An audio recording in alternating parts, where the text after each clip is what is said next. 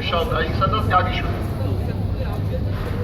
მე გახლავართ აგრეთვე საპროექტო ინსტიტუტის ჰიდროპროექტის ყოფილი თანამშრომელი, ინჟინერი და წამყვანი ინჟინერი, რომელიც მუშაობდა ჰიდროენერგეტიკის პერსპექტივებზე საქართველოში, უშუალოდ ჰიდროსადგურების განაწილებაზე საქართველოში. ამჟამად ხელმძღვანელობა ენერგეტიკულ არასამთავრობო ორგანიზაციას. ამიტომ ეს მე რეგალიები იმისთვის არ წარმომიდგენია ჩვენთვის, რომ გაჩვენოთ თუ ვინა ვარ და რა ვარ, არამედ იმისთვის, რომ რამდენად კომპეტენტური ადამიანი გესაუბრება თქვენ. აქედან გამომდინარე, მინდა აბსოლუტურად დარწმუნებით დამაჩერებლად გითხრათ თქვენ, რომელიმე თქვენთაგან შეიძლება გუნდში უფიქრია, გაუფიქრია კიდეც, რომ იქნებ რამე გვეშლება. იქნებ მართლები არიან ისინი, ვინც ამდენი ჰიდროელექტროსადგურის, მათ შორის მნიშვნელოვანწილად წყალსაცავიანი ჰიდროელექტროსადგურების ასე ხარარე დაგეგმვა და მშენებლობა მოიგომა არა მარტო სვანეთში, არამედ მთელ საქართველოში. 100-ზე მეტი ზოგიერთი ამბობს ასოციო, არ ვიცი რამდენი ზუსტად, მაგრამ 100-ზე მეტი სადგურის მშენებლობა არის დაგეგმილი მთელ საქართველოში.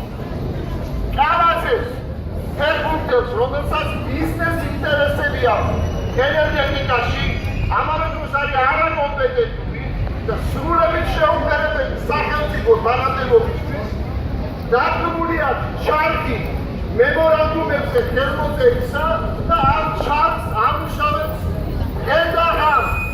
ამიტომ დაგროვდა ამდენი სადგური.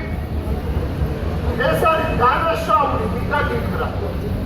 არსებობს თუ არა, მე ვთქვათ ყოველთვის დავუსვათ იმ ადამიანებს ეს კითხვები. არსებობს თუ არა საჭიროება წყალსაცავიანი დიდი ესეთი მშენებლობისა საქართველოში. ეს ერთი კითხვა. და მეორე, არსებობს თუ არა საობა ასეთი საფასუქისგებლო ენერგეტიკული ობიექტების მშენებლობისა საქართველოში. მოდით უპასუხოთ თქვენთან ერთად ამ ორ კითხვას. რაც შეეხება საჭიროებას, ძალიან ბევრჯერ სადაც მომცემია შესაძლებლობა ამიხსნია ეს. საქართველოს აშენებულია საბჭოთა კავშირის დროს ასეთი წყალსაცავიანი ჰიდროელექტროსადგურები, რომლებიც არ იყო განკუთვნილი მარტო საქართველოს საჭიროებისთვის. საბჭოთა კავშირის დროს წყალსაცავიანი ჰესები შენდებოდა როგორც საქართველოში, ისე მთლიანად საბჭოთა კავშირის საჭიროებისთვის.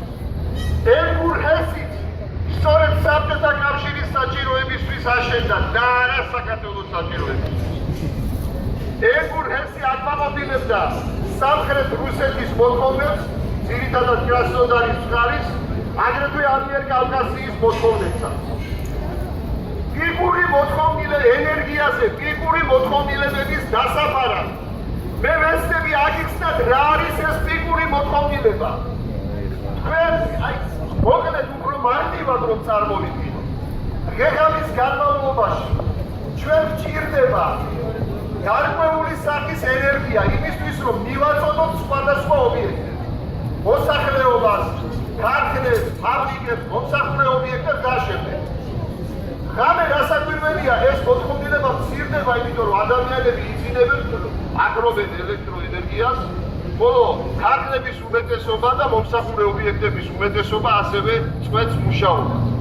ამ დროს არის მინიმალური მოთხოვნილება ელექტროენერგიაზე.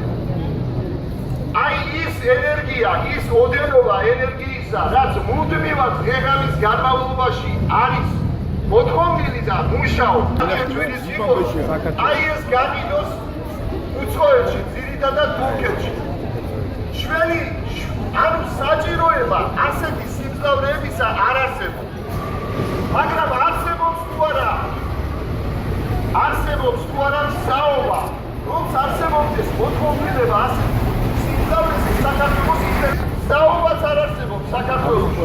იმიტომ რომ დანგრეულია საინჟინრო ტექნიკური პოტენციალი, ასევე არ აქვს მეცნიერული პოტენციალი, არ აქვს ინსტიტუტები, საპროექტო ინსტიტუტები, კვლევითი ინსტიტუტები, არ აქვს სტანდარტი სტანდარტები თანამედროვე შემუშავებული და ასე შემდეგ. მასწავლებელი თუ არ აქვს კადრები კიდევ, თუ არ არსებობს არც მგზავრობა და თუ არ არსებობს არც საჭიროება, მაშინ ისმება კითხვა, რას აკეთებენ, ვისთვის აკეთებენ ესენი ამას. ბევრი მინიშნება არსებობს ამასთან დაკავშირებით. ზოგი ამბობს, რომ ეს ჭირდება ფულის გასაკეთებლად, იმისთვის, რომ როგორმე განიკოს ეს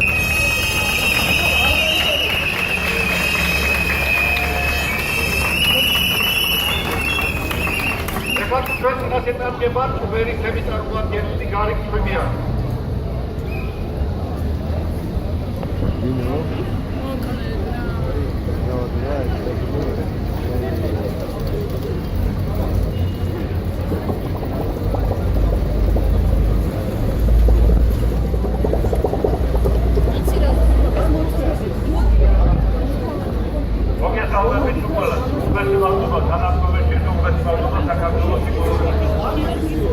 პრემიერ-მინისტრთან რომ მოითხოვა შეხვედრა არ უნდა?